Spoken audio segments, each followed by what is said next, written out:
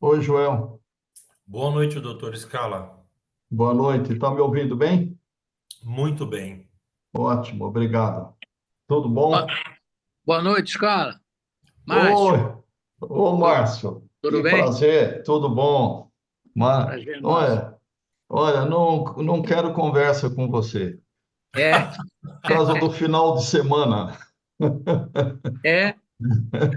Eu sou um pobre corintiano. Ah, mas isso passa, viu? Mas, doutor Scala, o senhor não pode falar comigo então também, uai. Tudo bem, Joel? Eu também Tudo estou bem, Joel? bravo com o doutor Márcio do doutor Scala. Ele não quer me consultar. Tá marcado lá, viu, Joel? Aí, ó. Tá marcado lá. Acho que é sexta-feira, viu? Tá bom, doutor. Acho que foi a Alice que ligou, sua filha, que marcou para sexta. Maravilha. Tá tudo bem, né? Estamos na luta, na luta. Que bom. Tá? Ok.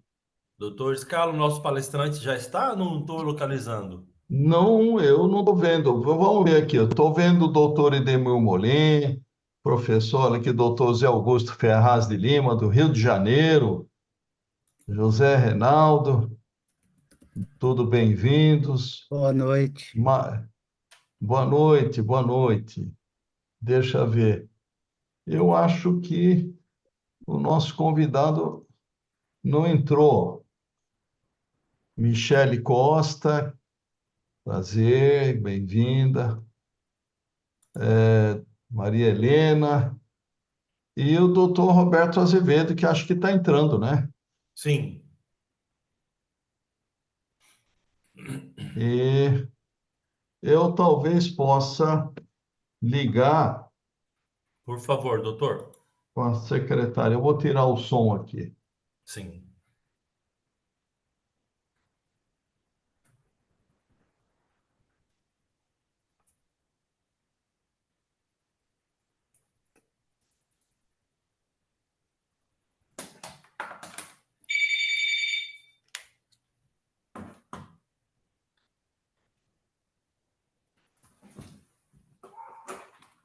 Oi.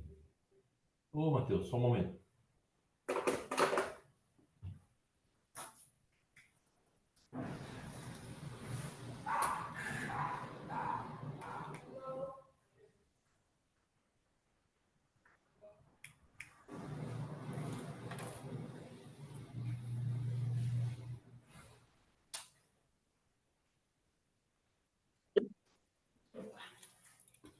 Daqui. Oi, vem. Vem aqui do lado. Um beijo, obrigado, filho.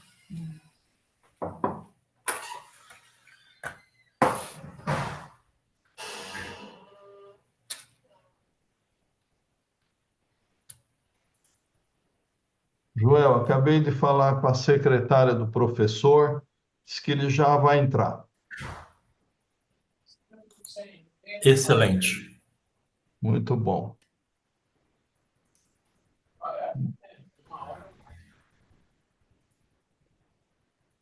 Que maravilha. Esse é um quadro do Adrir Sodré.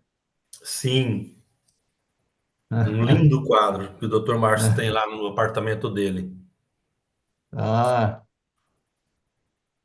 Isso é obra da minha mulher, viu? Ah, não, não é do Adir Sodré, é da esposa do doutor Márcio. Eu falei errado. olha, então, parabéns, né?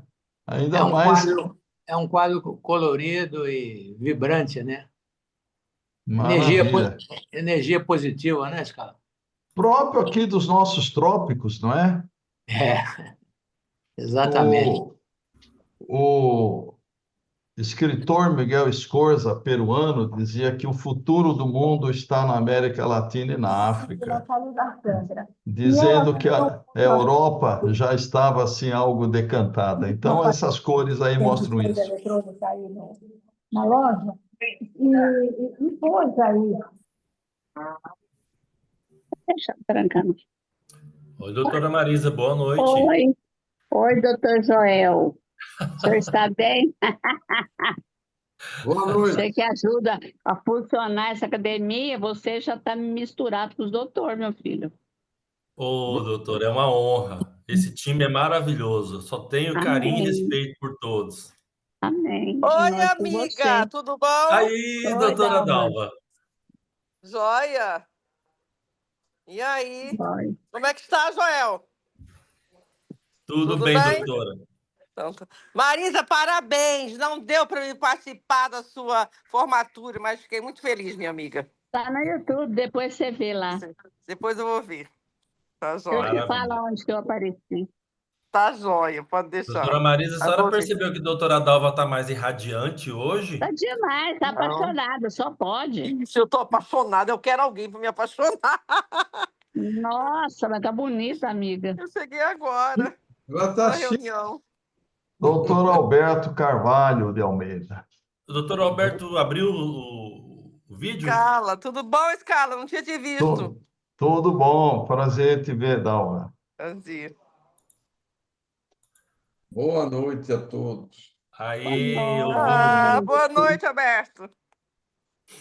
Alberto, eu fui convidada para ir lá no Cadeia neles, aquela mesma entrevista que você deu. Apareceu hoje, eu nem vi, depois eu vi no YouTube. Aquele cara doido lá? É daquele da moça da Cesárea e daquele outro que matou a enteada lá. Sei, com aquele apresentador? Ah, eu acho que gostei dele, ele gostou de você, viu? Ah, não parece, não. Ele me empurrou fora da entrevista. Não, ele gostou, ele comentou Ó, o comigo. doutor Jorge Jaber. Já está conosco o nosso palestrante, doutor Scala. Doutor Jorge, boa Bem-vindo. noite. Boa noite, doutor Jorge. Boa noite, doutor Jorge. E Boa a todos noite. os colegas também. Cadê ele? Cadê meu amigo? JJ. Doutor José Pedro, bem-vindo também, tá? Doutor Pedro Gonçalves. Não é? Ah, não, é o doutor José Reinaldo que está aqui, ó. Doutor José É. Reinaldo, Sim. doutor trocando aqui. Bem-vindo, doutor Reinaldo. Obrigado. Muito obrigado. Oi, doutor Reinaldo, José Reinaldo, que bom você aqui. Ah, Doutor Márcio Canavarro, É, tudo bem, né? meu amigo, tudo jóia. Aí, Zé, tudo bem, né, Zé? graças a Deus, meu irmãozinho. Graças Que a Oi, Deus. bom. meu presidente, oi, meu presidente. Doutor Roberto. Boa noite a todos. Boa Doutor Jorge noite, está Boa aí, noite, Roberto. para ouvir, presidente. doutor Boa Jorge. noite, Márcio. Boa noite. Quem mais que entrou aí? Reinaldo. Boa noite a todos. Boa noite, João Vejo, Paulo. Francisco, boa vejo noite. aqui Olha só, é uma Reinaldo. honra receber conosco aqui o doutor João Francisco Campos. Doutor, muito obrigado pela presença. Eu nutri uma amizade, doutor Roberto, com o doutor João. Há um bom tempo atrás nós conversávamos muito. Joel, Doutor talvez Jorge o Pina. doutor Jorge já está conectado, professor. Sim, já estou sim. Ok, Boa noite, estamos doutor então. Jorge. Boa Doutor noite. Jorge, o senhor está como co-anfitrião e o senhor tem autoridade aí para projetar o slide ou a apresentação que o senhor preparou. Perfeitamente, será feito neste instante. Se o senhor quiser testar, né, doutor Roberto, antes de o senhor Sim, vamos começar. fazer a abertura. Jorge. Isso. Jorge, Oi, boa noite. É um prazer recebê-lo aqui em Cuiabá, Mato Grosso, a nossa academia, meu amigo. poxa, É? muito obrigado. Eu estou falando com quem? Com o doutor Roberto Azevedo? Não, você está falando com o Alberto, lembre? Não, alguém me deu as boas-vindas aí, eu estou respondendo especificamente. É o nosso querido Alberto Lebrinha, É. conhecido aqui no Rio de Janeiro como Alberto Lebrinha. Doutora Aqui Marisa também. Fratari, muito Boa obrigado, noite, doutora Marisa, pelo doutor Jorge. convite, boa noite. Prazer muito grande estar com os confrades e as confreiras do Mato Grosso, de Mato Grosso. Muito obrigado pelo convite, hein? Estou à Prazer é disposição nosso, da doutor galera Jorge. aí, a hora que vocês determinarem, der o start, eu mando o brado. Joel, vamos fazer uma abertura oficial? Vamos sim, doutor Roberto. Doutor Jorge, tudo bem? Pronto aí? Tudo bem, Se estou quiser. prontinho, Tá à bom. disposição. Então, nossa reunião está sendo gravada. A Beatriz está me apoiando tecnicamente. Então, nós pedimos que, se todos puderem deixar os seus microfones desligados, nós agradecemos. Alguma interferência que vier, nós poderemos estar entrando aqui em trabalho e aí tirando o som da pessoa que estiver com o som ligado. Então, não se sintam assim, não se sintam mal com isso, é só uma questão técnica mesmo para a qualidade da apresentação. Então, só um minutinho, Joel, só um sim, minutinho. doutor. Tem aqui, tem uma psicóloga aqui, professora da Faculdade Católica de Mato Grosso, que está com os estudantes do 8º semestre de Psicologia. Só fazendo aqui que eu olhei no chat. Tá? Excelente observação, doutor. Eu não observei o chat ainda. Gratidão, doutora Dalva, tá? Então, sejam todos bem-vindos. Nossa gratidão por estarem conosco em mais um evento da Academia de Medicina de Mato Grosso. E eu gostaria já de dizer que este é um projeto, é um trabalho constante da academia, de palestras com temas atuais, com temas que vêm ao encontro do interesse da academia. Então, eu solicito agora, neste momento, que o Dr. Roberto Gomes Azevedo, presidente da academia, por favor, faça uso da palavra Dr. Roberto Gomes de Azevedo. Obrigado, Joel. Boa noite a todos os acadêmicos e acadêmicas e a todos os membros da comunidade, da área de saúde e outros que fazem parte desse momento especial. É evidente o meu cumprimento especial ao nosso palestrante, professor Dr. Jorge Antônio Jaber Filho, né? Muito obrigado pela aquiescência e nos prover de mais um acréscimo de sabedoria e conhecimento a todos nós. Essa é uma atividade, professor Jorge, que é rotineira através da Comissão Científica da Academia de Medicina de Mato Grosso, né? E hoje mais uma etapa se realizando. Eu vou, em seguida, passar a palavra ao Dr. Luiz Scala, mas antes de passar ao professor Scala, eu gostaria, em nome da academia, que nesse primeiro momento a nossa confreira e vice-presidente da Academia de Medicina, que fez esse contato aí pessoal com o senhor, a doutora Marisa Fratari, dirigisse umas palavras a todos nós e ao professor Jorge, para em seguida o doutor Scala fazer a apresentação do palestrante. Doutora Marisa, por favor.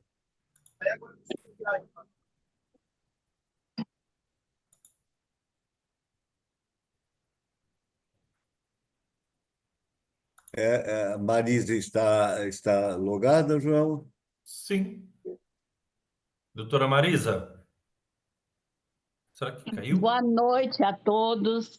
Boa noite, doutor Roberto, nosso presidente, a todas as pessoas participantes. Doutor Jorge, é um grande prazer recebê-lo aqui conosco. Eu sei a capacidade intelectual do senhor, eu sei do seu currículo, sei da sua história, um pouco da sua história, eu falo esporadicamente com o doutor Jorge, e é um grande prazer. Eu sugeri o nome do senhor, e assim, porque sei da capacidade do senhor de passar um tema tão importante para a gente. Então, fico muito feliz de receber o senhor aqui conosco. Muito prazer tê-lo conosco. Muito bem. Doutor Scala, por favor, na condição de coordenador da comissão científica da nossa Academia de Medicina de Mato Grosso, por favor, dirija suas palavras e apresente o nosso convidado de hoje, professor. Muito obrigado ao nosso presidente, professor Roberto Azevedo. Boa noite a todos. Boa noite, em especial, ao professor Jorge Jaber Filho. E esta é uma noite muito especial, de 29 de abril de 25, quando nós vamos dar continuidade ao ciclo de palestras aqui da nossa academia. E o professor Jorge Jaber Filho nos vai brindar com um tema de grande importância, que é a dependência química. Para organizar essa palestra, agradeço as contribuições da doutora Marisa Fratari, como ela disse, do Dr. Alberto Carvalho de Almeida, médicos, psiquiatras, membros da nossa comissão científica também, e da assessoria prestada pelo senhor Joel e pela secretária Beatriz. Agradeço em especial, professor Jorge, por reservar seu tempo para nos prestigiar com a sua apresentação, é uma honra. Este encontro, professor, é aberto a todos, pois a intenção da Academia de Mato Grosso é oferecer um espaço de diálogo entre a comunidade médica, os profissionais de saúde, a sociedade civil, considerando que temos uma audiência de pessoas de vários estados do Brasil. A comissão científica escolheu este relevante tema porque o consumo de substâncias psicoativas lícitas e ilícitas tornou-se um problema de saúde pública, tanto pela magnitude quanto pela expansão do seu uso em nível global e nacional. Vejam que, como professor de cardiologia há cerca já de 50 anos, eu publiquei, que eu tenho aqui um artigo de uma revisão da revista da Sociedade Brasileira de Hipertensão sobre uso de drogas ilícitas e emergências hipertensivas, e todos nós convivemos com portanto, esse espectro de complicações causadas pelo uso dessas drogas. A Organização Mundial de Saúde considera que o uso de substâncias químicas é considerado um problema, uma doença crônica. Alguns dados epidemiológicos, na medida que eu tenho mais de 25 anos como professor de epidemiologia, no Brasil, em 2004, o Sistema Único de Saúde registrou um total de mais de 2.130.000 atendimentos individuais para a saúde mental, álcool e outras drogas, com um investimento, um gasto de mais de 17 bilhões de reais. Segundo o Escritório das Nações Unidas sobre Drogas e Crime, a ONU-DC, 35 milhões de pessoas de todo o mundo sofrem transtornos mentais, físicos e sociais resultantes do uso de drogas, sendo que a pandemia do Covid-19 potencializou os riscos da dependência. Ainda segundo a Organização Mundial de Saúde, no Brasil, 6% da população brasileira faz uso de algum tipo de droga, representando cerca de mais de 12 milhões de pessoas. Quase 30 milhões de pessoas têm alguém na família, portanto, no Brasil, que tem algum grau de dependência química. Ainda, segundo as Nações Unidas, a cocaína está entre as substâncias químicas mais consumidas entre os jovens de classe média no Brasil, sendo que 18% da oferta mundial da cocaína é consumida no Brasil, o que representa 2,8 milhões de brasileiros, ou seja, 1,4% da nossa população. Assim, a dependência química, ela inclui substâncias psicoativas como o tabaco, o álcool, cocaína, opiáceos e um conjunto mais vasto de substâncias como o êxtase e o MDMA, que são aquelas substâncias sintéticas, não é? Nós solicitamos, então, professor Jaber, que o senhor tivesse um enfoque especial no uso do álcool também, pois o Vigitel, esse programa de vigilância de fatores de risco por inquérito telefônico, que é do Ministério da Saúde e da USP, inclui Mato Grosso, aqui a nossa capital, Cuiabá, na terceira posição entre as 27 capitais brasileiras, incluindo Brasília, em relação ao consumo abusivo de álcool entre mulheres e homens. Portanto, agora passo a apresentar o currículo resumido do professor, que mostra a extraordinária experiência profissional do nosso convidado.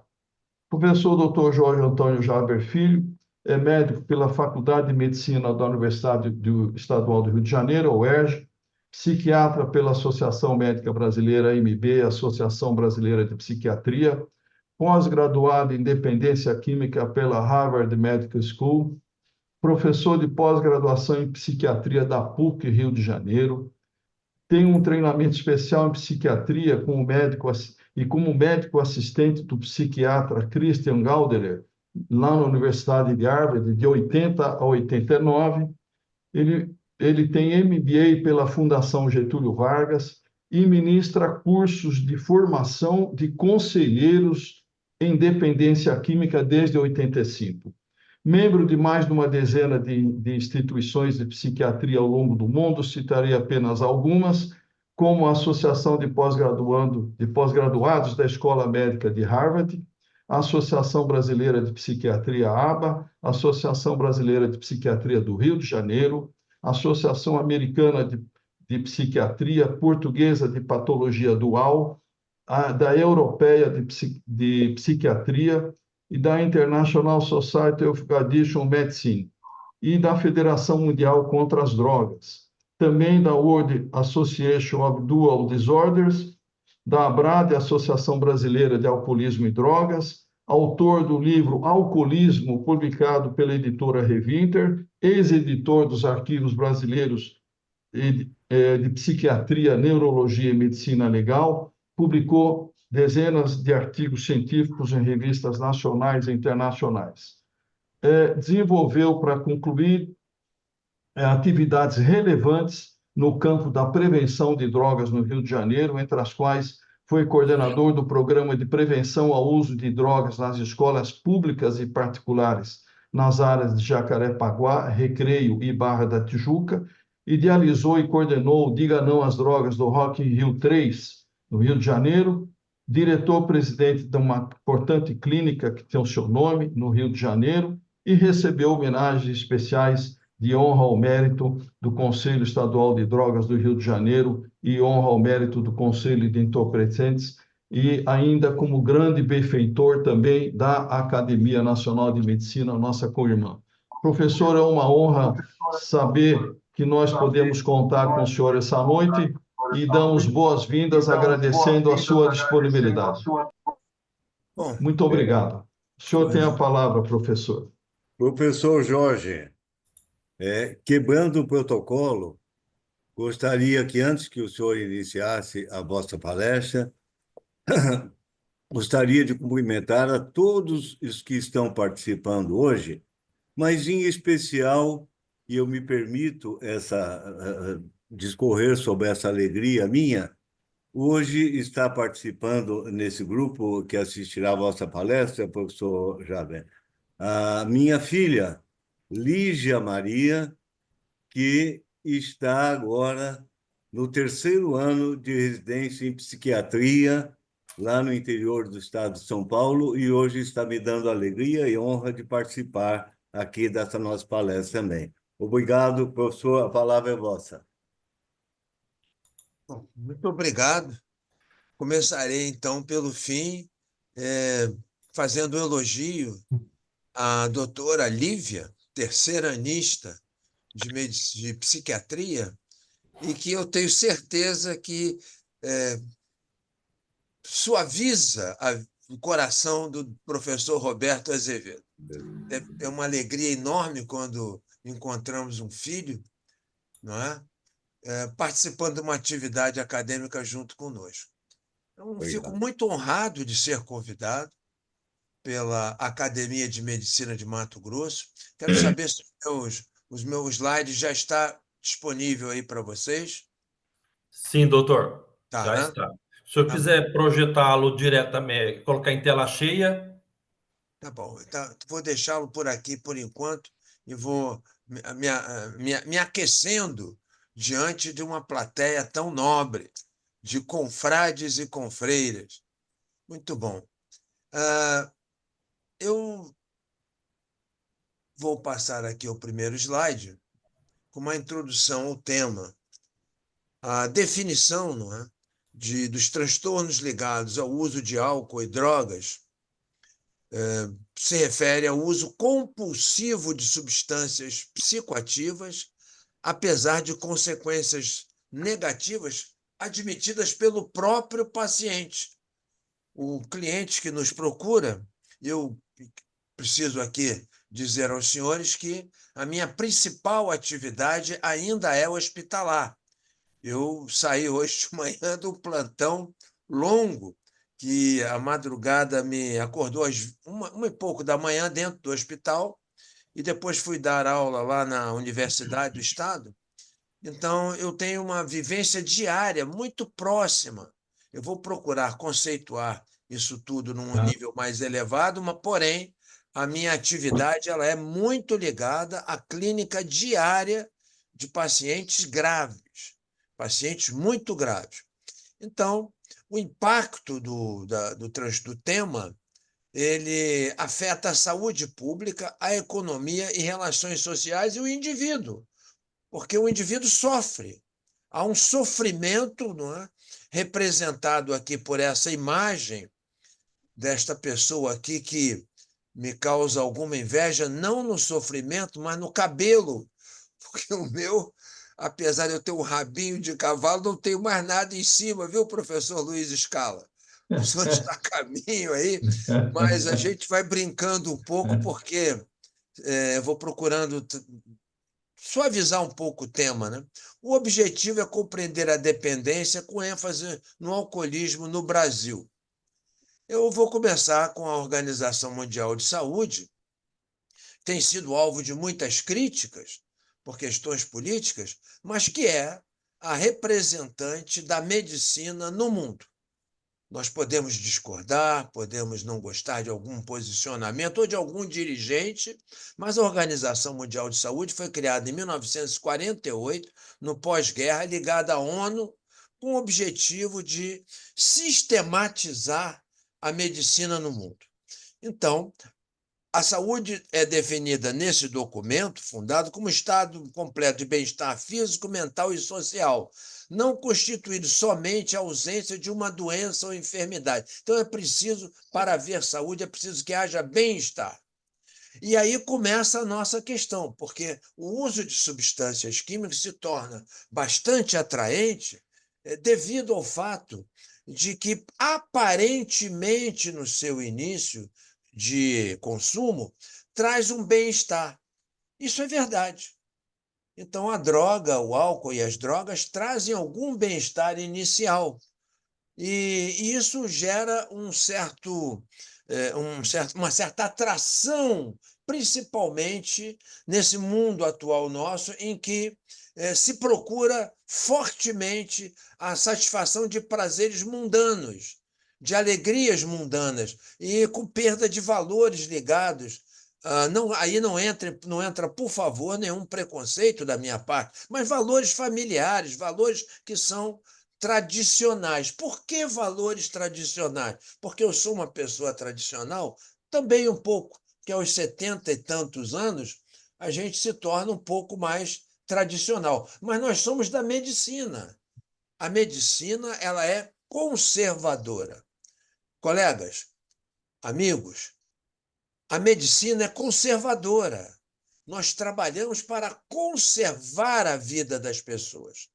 Então, nós não somos voltados para sucesso imediato. Nós não queremos, não devemos, a boa medicina não deve ser aquela medicina do velocista de 100 metros, mas sim daquele Ultraman, aquele Ironman, que é aquela prática esportiva que se estende por toda a vida.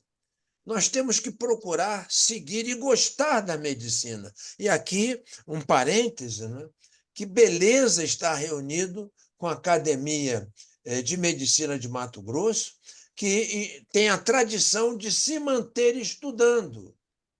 Então, independente do que for passado, se for útil ou não for útil, o método de continuar estudando, os médicos continuarem insistindo para que a medicina melhore e que nós possamos levar algo de bom para os nossos clientes, para a sociedade, para o mundo, para as pessoas que nos cercam no dia a dia, cumprir essa missão que aqueles mais antigos, não é, como eu, escolheram não por um objetivo material, mas por um ideal, por achar que pela medicina nós poderíamos ser pessoas importantes de fazer o papel no mundo. E atualmente há um forte drive, uma forte tendência de pessoas, de sistemas que procuram abater essa nossa ideologia. A introdução de substâncias químicas como remédios, sem a devida comprovação científica da sua eficácia. Me refiro especificamente aos derivados da cannabis, que estão sendo apregoados como sendo a panaceia que vai curar. Desculpe a minha brincadeira da terça-feira à noite, depois de plantão, depois de dar aula, mas que vai curar desde unha encravada até autismo. Então, nós estamos diante de um ataque capitalista aos valores tradicionais. Vou deixar de lado agora essa conversa um pouco mais conservadora e partirei para a dependência química, é definida como uma doença crônica, ou seja, a partir do momento que ela se instala, não tem mais cura, ela tem controle, tal qual a diabetes. Não é? É um bom exemplo. Ela é progressiva, ou seja, ela é uma doença que vai piorando gradativamente, não é? E de terminação fatal. Ora, a vida tem terminação fatal, nós vamos todos morrer. No entanto, nós podemos morrer de forma digna. E o dependente químico ele fica condenado a uma morte indigna, uma morte desmoralizante. Então, nós devemos proteger a nós mesmos e aos nossos concidadãos desse fato nefasto, que é a morte sem nenhuma glória, sem nenhum objetivo maior. Fatores que contribuem, fatores genéticos, há uma clara associação dentro de um padrão familiar da incidência da doença.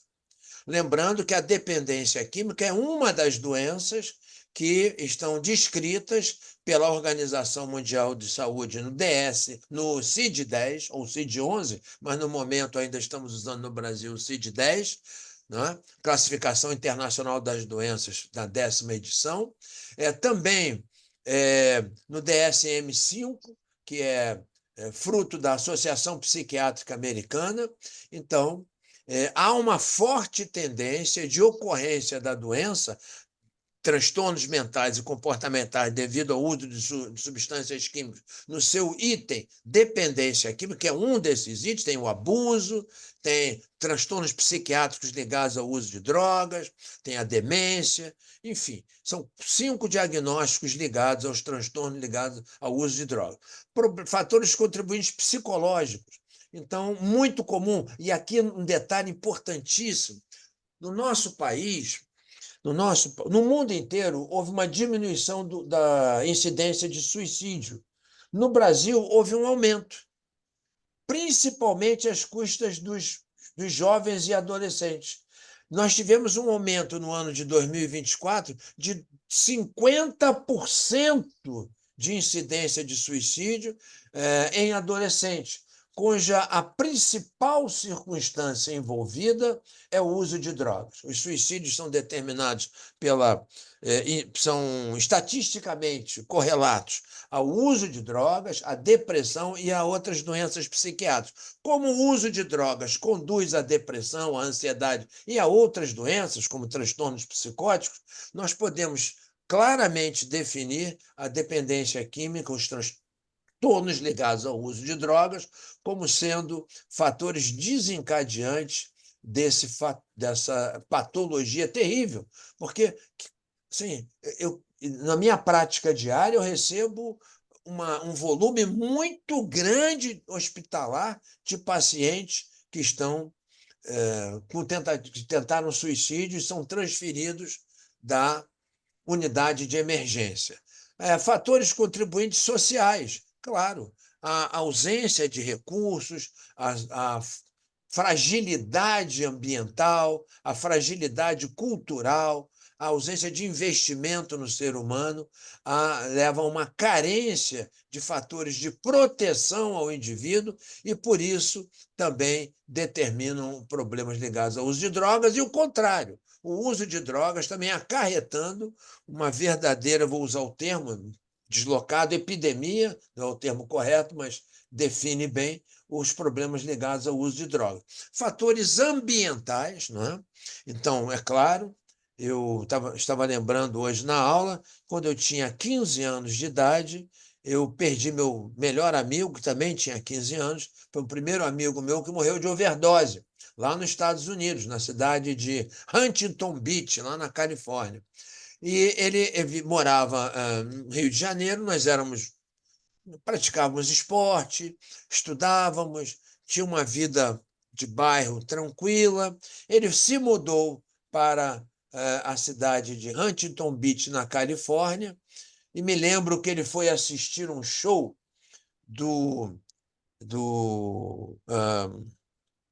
Jimi Hendrix, e tirou várias fotos no show do Jimi Hendrix, e eu fiquei um pouco impressionado. Aquela cultura, eu não tinha acesso a ela aqui no Rio de Janeiro ainda, e ele experimentou, e provavelmente no primeiro momento em que ele experimentou, na primeira experiência dele, ele morreu de overdose.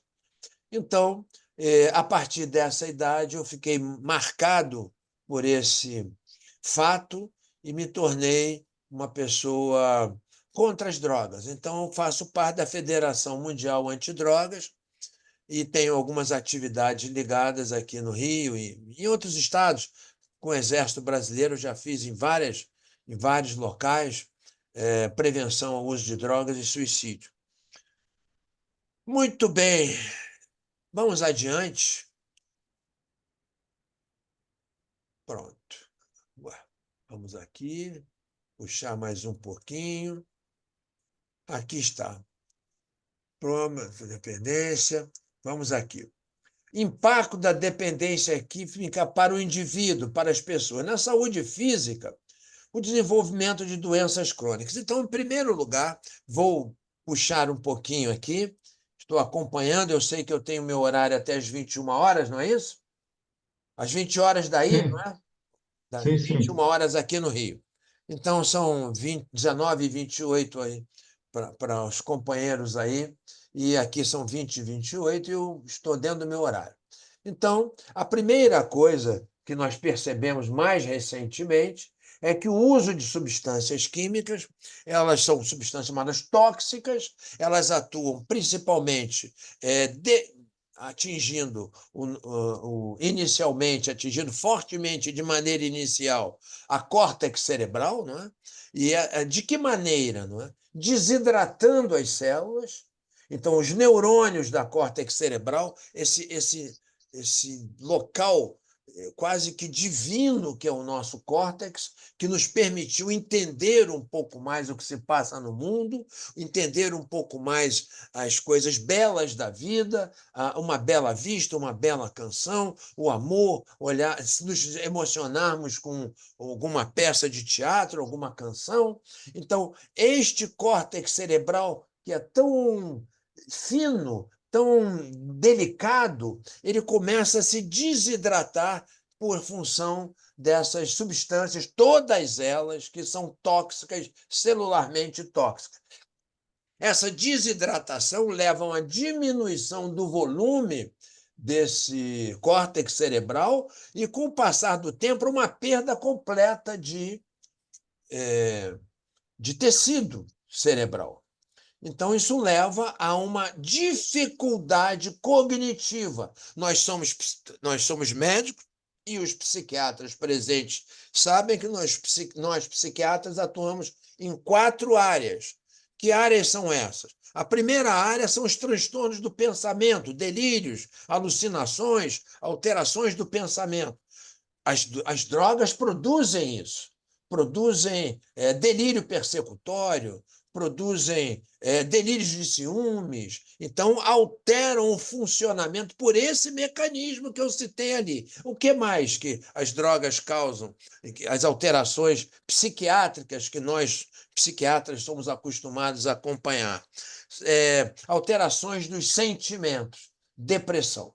Então, quando a pessoa começa a usar droga, ela cria, aí por outro mecanismo, um mecanismo ligado às sinapses neuronais, não é? Uma diminuição dos neurotransmissores secundária ao uso de drogas e, portanto, conduz a uma depressão. Então, nós temos a tendência a ter, na psiquiatria, ligado ao uso de drogas, a que nós psiquiatras temos que cuidar. Transtornos do pensamento, transtornos dos sentimentos.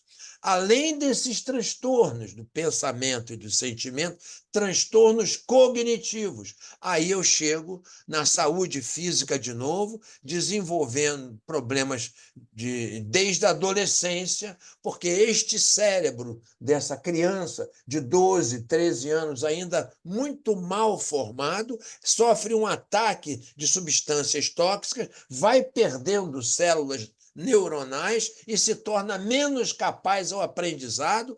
Quando essa criança tem condições alimentares satisfatórias, quando ela é estimulada intelectualmente, quando ela pratica esporte, ela retarda isso com a boa alimentação, com a boa hidratação, com condições de estímulo cerebral, ela retarda. Mas a grande população, a grande quantidade de população brasileira tenderá a se tornar um público desprovido de condições de participar da vida laborativa, da vida mais satisfatória de realização, porque estará condenada à perda de condições cognitivas. Finalmente, a quarta parte que nós trabalhamos são os transtornos do comportamento, que é o que chama a atenção hoje e que, com o passar do tempo, foi se tornando aceito. O comportamento adicto, o comportamento, vou usar o termo também inadequado, viciado, não é o termo correto médico, mas ele pode servir para esse nosso bate-papo. Então, esse adolescente vai sendo escondido, não é mais necessário passar de ano, agora dá para ter um jeitinho, não precisa fazer tudo, pode papai dar uma ajuda aqui ou outra ali, recorre-se à obtenção de benefícios de maneira ilegal e isso passa desapercebido. Então, nós estamos criando uma geração de brasileiros despreparados para o mundo. E aí, em Cuiabá, ou lá em alguns eu sei que estão em Cuiabá, isso está sendo, como foi bem colocado pelo professor Luiz Scala, está se tornando algo também de uma intensidade de tal forma que é a terceira capital do Brasil a ter problemas. Segundo dados do Ministério da Saúde, os dados que eu tenho aqui vão aparecer no final, são do DataSUS, do Ministério da Saúde e da Organização Mundial de Saúde, o mesmo que o Dr. Luiz Scala viu. A qualidade de vida vai sendo perdida. Isolamento social, diminuição de desempenho acadêmico, profissional, dignidades e direitos. Há uma vulnerabilidade a situações de violência, problema, exclusão. Então, vocês vejam que nós estamos vivendo, nesse momento, aquilo que parecia que existia só em outros países. Agora nós somos o país que mais mais acometido por esse tipo de problema, que é fruto do uso de substâncias químicas. Tá certo? Um impacto, aumento da demanda por serviços hospitalares e psiquiátricos. Vejam só, eu não sei se acontece aí, mas eu sei que na América acontece, procurei me informar sobre o estado, aí, Mato Grosso, e no Rio de Janeiro, direto. O paciente, ele se droga, ele perde o controle, ele entra em sofrimento, ele tem uma sensação de perda completa da sua dignidade, ele tenta o suicídio, vai para o hospital, é recuperado, é encaminhado para um serviço e assim que ele melhora, vai embora. Então, todo aquele arsenal médico que foi aplicado no nosso paciente ali, que inicialmente sendo atendido por um abnegado colega que está lá na madrugada, no CTI ou na emergência room, na sala de emergência, ele joga isso fora, com todos os exames que ele fez, com todo aquele material que é consumido ali na emergência, tudo aquilo vai fora, ele sai, vai usar de novo e volta e gasta tudo outra vez. Então, isso abate consideravelmente a economia do SUS e de toda a nossa área, todo o nosso sistema de saúde. Além do fato de que essa degradação moral ela traz um sofrimento muito grande. Eu me lembro de um paciente que é alcoólico, que ele admitia que ele tinha desejos pedófilos. E ele sofria muito com isso. Então, ele tinha lá algum transtorno mental, explicado pela psicologia, psicanálise, que o submetia a um desejo por crianças. Ele resistia a isso por um padrão moral, mas quando ele usava bebida ou droga, ele não chegou, período que eu conheci, ele não chegou a perpetrar um ato, mas ele sentia que era possível. E ele tinha muito medo disso. Então, essas pessoas, se elas cometerem um crime, elas têm que pagar por esse crime. É a lei. Mas elas devem ser tratadas porque elas podem ser recuperadas. E se nós agirmos antes, e aqui eu quero dizer algo que eu aprendi lá na Associação Médica Americana, numa palestra que eu estive lá uma ocasião, que mais vale 5 minutos de abordagem dentro da sala de emergência do hospital, esclarecendo a necessidade do paciente que tem transtornos no uso de substâncias químicas. Mais vale, repito, que esse paciente seja encaminhado ali, estatisticamente isso tem mais resultado que uma consulta psiquiátrica. Veja só, doutor Alberto, que coisa! Nós, psiquiatras, às vezes fazemos horas de consulta e não conseguimos sensibilizar o doente. Mas ali no leito do hospital, o médico, que às vezes não tem especialidade nenhuma, às vezes é um residente, um interno, eles conseguem sensibilizar. Então, o sistema precisa utilizar essa mão de obra abnegada, porque esses médicos mais jovens que estão nos plantões são mais abnegados, são mais interessados em fazer o bem. Lembro hoje, nessa aula hoje lá na universidade, eram pessoas de todo o estado do Rio que estavam lá, e aí eu perguntei que horas tinham acordado. Eu tinha acordado 20 Aí a da manhã, Benedita, né? aí vendeu para mim. Que horas vocês acordaram Tem aí? que pagar. Alguém está falando aí a hora que acordou ou não? Se quiser, eu paro um pouquinho para escutar também. Já retirei o áudio, doutor. Obrigado. E aí, mas às vezes é importante, a pessoa tem algo que pode adicionar que a gente ganha, né? Eu ganho também, quero ganhar alguma coisa com os comentários. Mas aí eu pergunto, quem acordou? Aí a pessoa, a maioria acordou 3h30, 4 horas da manhã. Aí eu falei, que coisa, esse grupo, eram 70 alunos, esse grupo todo, um curso de especialização em dependência química, né? Esses alunos todos acordaram a essa hora para fazer o bem. Todo mundo que acorda 4 horas da manhã para estudar, para querer ajudar alguém que tem problema de drogas, quer fazer o bem. Mas essa hora, às 4 horas da manhã, tem muito mais gente preparando, se reunindo para fazer o mal. E se nós não continuarmos a investir no nosso métier, no nosso desejo de interferir no sofrimento humano, nós vamos fracassar. Nós temos que nos unir e caminhar mais. Desde já, coloco à disposição, viu, doutor, eu chamo de Lebrinha, né? Doutor Alberto, conhecido aqui desde o tempo da residência como Lebrinha, a doutora Marisa Fratari e todos os colegas que vierem aqui no Congresso Brasileiro de Psiquiatria, por favor, se comuniquem comigo, terei enorme prazer de recebê-los, de levá-los lá no hospital, de dividir informações, de colocar recursos, sem nenhum custo. Tá? Isso eu já descobri, não sei, eu olho aqui, eu acho que talvez o Lebrinha tenha a minha idade, eu acho que é um ano mais velho que eu.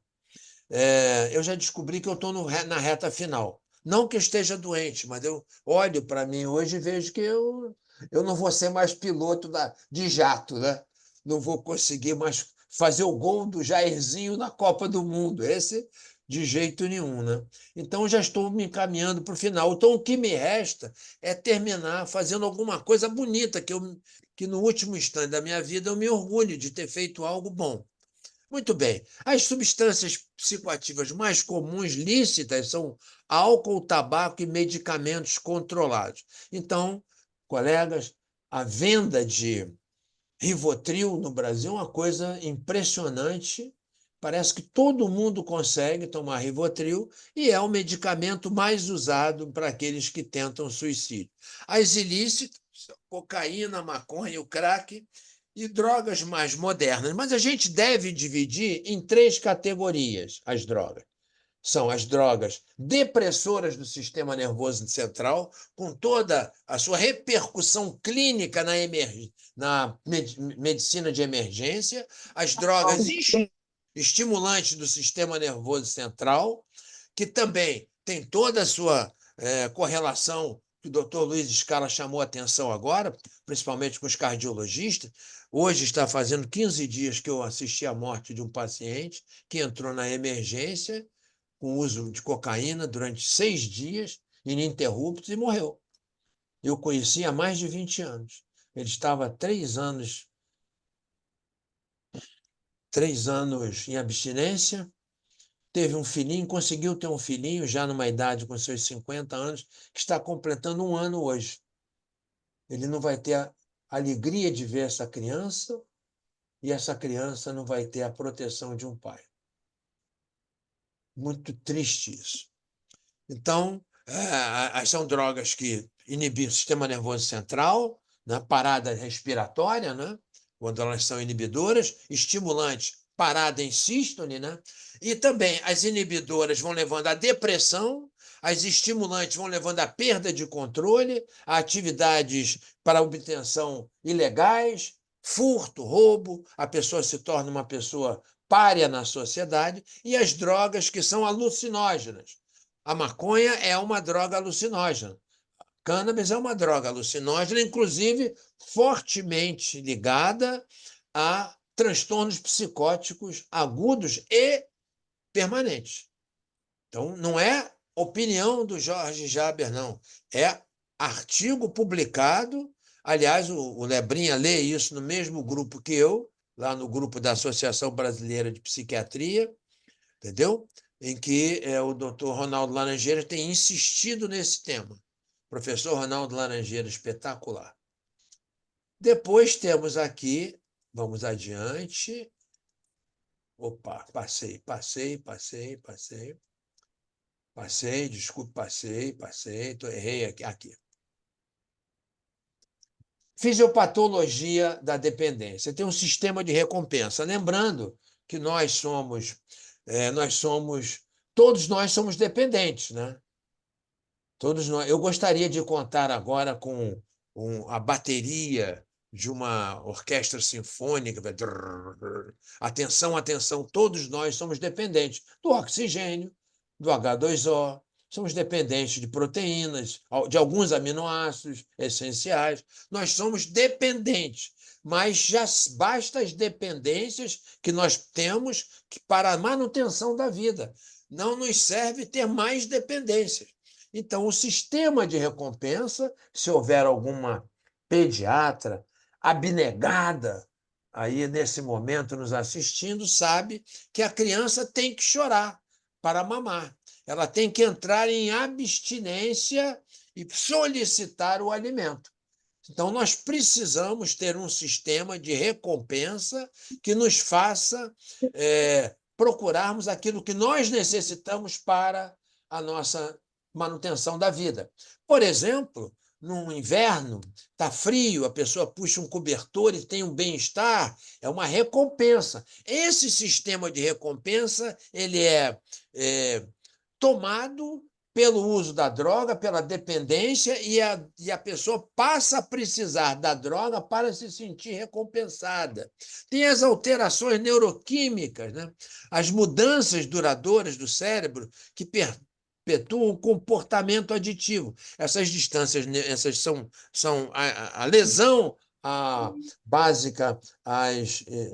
lesões básicas que são causadas nas sinapses, né? A perda de neurônios, a perda de conexões, né? Que podem ser recuperadas desde que a pessoa entre em abstinência em tempo hábil. Normalmente, a minha experiência, eu não tenho isso escrito para dizer a vocês, mas eu me lembro de ter estudado isso muito lá atrás, lá nos Estados Unidos, e são 6 meses para a gente saber se uma pessoa que ficou aparentemente demente, lesada pelo uso de drogas, pode voltar ao normal. Em 6 meses isso acontece. Eu hoje tive a alegria de ver um cavalheiro que está melhorando muito. Tolerância, né? Tolerância e abstinência, que são 2 fatores fundamentais no diagnóstico. Tolerância é aquele aumento, e aqui no alcoolismo é fundamental, não é? É aquele cavalheiro que toma um chopp, tá bom? Toma um chopp no sábado, na sexta-feira, toma 2 chopp, 3 num churrasco, mas tem aquele outro que tem que tomar um quente, tem que tomar uma cachaça, tem que tomar uma vodka, um Steinheger, um uísque, porque ele precisa aumentar a quantidade circulante de álcool, já que a cerveja ocupou o aparelho digestivo dele e ele não está conseguindo absorver uma quantidade de álcool suficiente para embriagá-lo. Então, ele precisa mudar da cerveja para o destilado. E a abstinência, que é o mal-estar, por exemplo, vou dar aqui um exemplo, um mal-estar que ocorre na ressaca. A ressaca é uma forma de abstinência, tanto é que algumas pessoas, um dia após uma bebedeira, vão a um churrasco, a algum lugar, e tomam uma cerveja, um copo, 2 copos, que é uma abrideira. Então, tem a abrideira, né? Que é aquela primeira dose que a pessoa toma para diminuir o mal-estar. Muito bem, eu não sei se estou respondendo, mas agora entrarei nos dados nacionais que foram já citados aqui pelo professor Luiz Scala. O consumo abusivo de álcool, não é? 17% dos brasileiros, tá certo? Então, nós estamos falando aí de 28 mil pessoas no Brasil, não é? 40%, 400 mil, 40 mil, não. São 68 mil pessoas aproximadamente, 68 milhões de pessoas, desculpe, milhões de pessoas com problemas de álcool. 68 milhões de pessoas que estão tendo problemas com álcool, que não trabalham, não estudam, que não estão tratando bem a sua família, que não cuidam dos seus filhos. Vai gerando uma bola de neve maligna, terrível. 75% não reconhece que seu padrão é problemático. Ou seja, é a famosa negação da doença. Tá? Quais são as características psicológicas do alcoolismo? Eu vou pegar uma vertente aqui clínica, vou fugir um pouco da parte mais estatística e vou para a vertente clínica. Vou sair um pouco da epidemiologia. Vocês têm que tomar cuidado com 4 características que o dependente tem. Primeiro é a negação. O fato é que nós tendemos a negar que há um problema. Por exemplo, me lembro quando a Elis Regina morreu, eu disse, não é possível. Ou então, quando morre uma pessoa que você gosta muito, você diz, não é possível. A primeira coisa que nós fazemos é negar. Isto é um fator que nós temos, provavelmente genético, que ocorre em todas as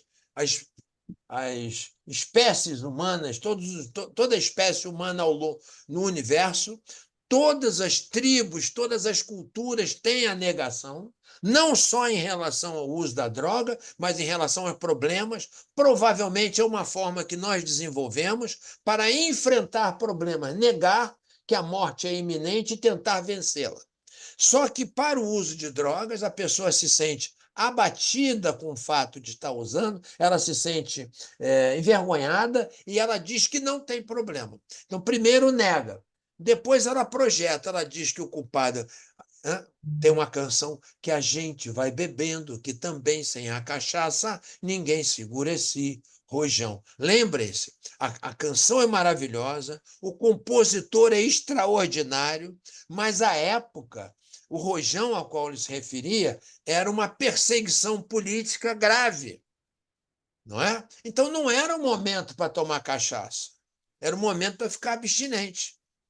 No entanto, a pessoa diz, como tem um governo ruim, a gente tem que tomar cachaça.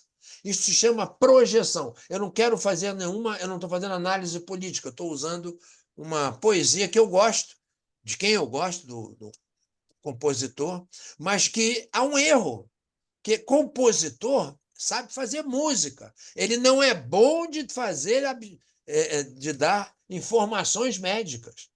O compositor não foi feito para dar informações médicas. Então,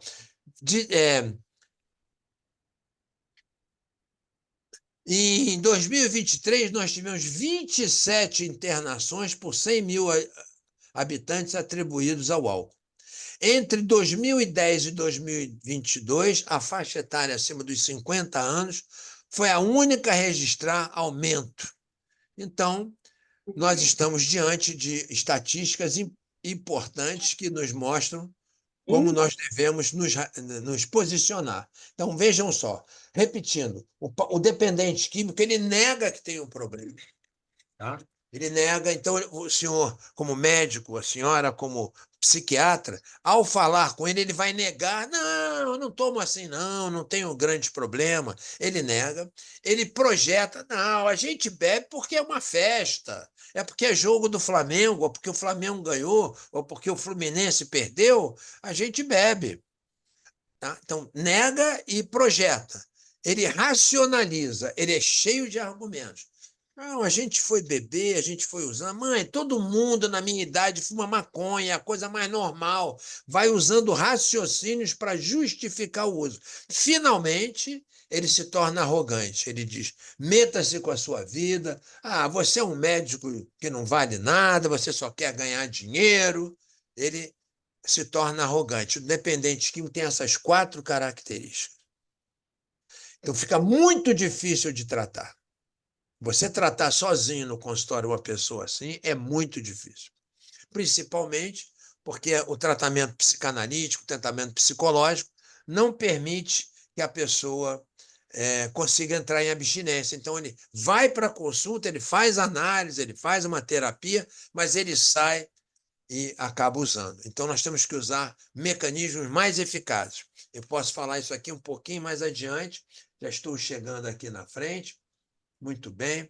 Consumo abusivo de álcool em Cuiabá. Pesquisas apontam que a região centro-oeste, onde está localizado o Mato Grosso, possui altos índices de consumo de álcool. Dados do IBGE e da Fiocruz indicam que o uso abusivo de bebidas alcoólicas é uma das principais causas de problema de saúde e violência no estado. Então, aqui vocês devem reconhecer aqui essa foto. Não é? É um point, isso aqui é um point. A juventude vai para a rua, não tem nada o que fazer aqui, então acaba consumindo. Não tem uma atividade que dirige a atenção, não é um filme. Tem uma outra canção que eu gosto muito também, de um compositor maravilhoso, de um grande poeta, assim, que falava assim, e por falar em saudade, onde anda você, me perdoe, hein? Me perdoe, é que eu já cantei hoje de manhã na aula, minha voz não está a melhor possível. Mas, e por falar em saudade, onde anda você? Onde andam teus olhos que a gente não vê? Onde anda teu corpo que me deixou morto de tanto prazer? Agora, hoje eu saio na noite vazia, numa boemia sem razão de ser, na rotina dos bares, que apesar dos pesares me lembram você. Isso é autopiedade. Assim, eu bebo porque você me deixou. Não, ela deixou dele porque ele bebia. E por que ele não foi caminhar? Por que ele não foi ler um livro? Por que ele não foi ao teatro? Por que ele não foi ao cinema? Por que ele foi beber na noite vazia? Porque ele é um alcoólatra. Não é porque ele perdeu um amor. Tá? Então, 24%, em Cuiabá é a terceira capital, foi dito, 24,5% dos adultos relatam uso nocivo. 1/4 da população da cidade de Cuiabá, da capital, relata uso nocivo. Que coisa, hein? 1/4. Então, uma família de 8 pessoas, você vai ter no mínimo 1, 2. 33% dos usuários são homens. 1/3, né? Aumento de 15% no consumo abusivo em relação a 2022, principalmente entre os jovens. Muito bem, vamos aqui mais adiante, estamos chegando aqui já nos finalmente. 24,5% tiveram uso nocivo em 2023, né? 33 está aqui, de novo. Impacto na saúde física, doenças hepáticas, cardiovasculares, câncer, né? Saúde mental, depressão, ansiedade, suicídio, violência doméstica. Praticamente todos os casos de feminicídio envolvem consumo de álcool inadequado por parte do perpetrador. Quer dizer, uma desgraça, mata uma mulher, depois vai para a cadeia. Quer dizer, uma coisa terrível. E econômicos, né? Nós já vimos no custo da saúde pública. O tratamento, o principal item de tratamento seria a prevenção. Então, aqui nós temos uma série de atividades de prevenção. Em comunidades carentes, eu uso muito ativa. Então, numa comunidade aqui, como na Rocinha, né? Na Rocinha nós temos lá um programa de judô num local que ninguém entra. Só o morador que entra, porque é um local fortemente armado. É impossível entrar ali. E ali o poder lá permitiu que nós montássemos ali uma academia de judô, porque as crianças não saem daquela viela.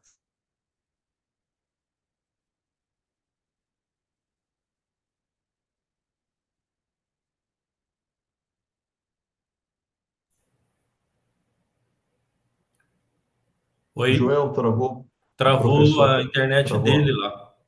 Aham.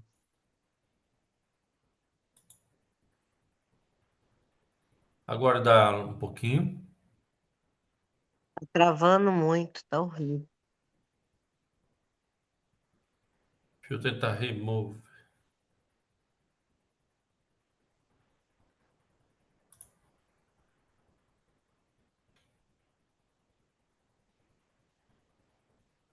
Doutor, o senhor retornou, Opa, boa noite. olá, caiu. Caiu a internet do senhor. Isto. Foi a minha internet? Sim. Ué, Pode seguir, por favor. vocês estão me vendo aí? Sim. Projeta novamente, por favor, a tela.